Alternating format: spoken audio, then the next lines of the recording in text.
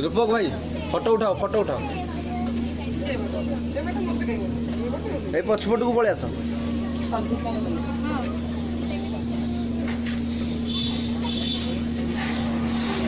Photo नहीं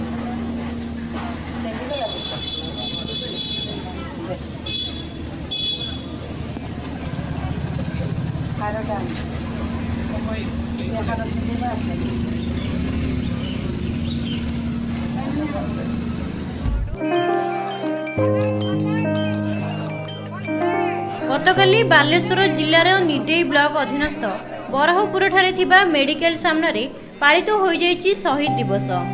1999 मसीहा कारगिल युद्ध में शहीद होइतिबा लक्ष्मीधर बेहेरा पुत्र महेश्वर बेहेरा प्रतिमूर्ति रे नारी शक्तिर सभापति तथा बालेश्वर स्काउट गाइड सभापति रेणु विश्वाल पुष्प माल्यार्पण पर एक कैंडल जाली शहीद जवान को अमर आत्मार सद्गति प्रार्थना करथिले। परे मेडिकल ठारू प्रतिमूर्ति पर्यंत एक शोभायात्रा होइतिबार देखिबाकू मिलिथिला। Nilgiri Jitendra Sethi report Odisha vision TV.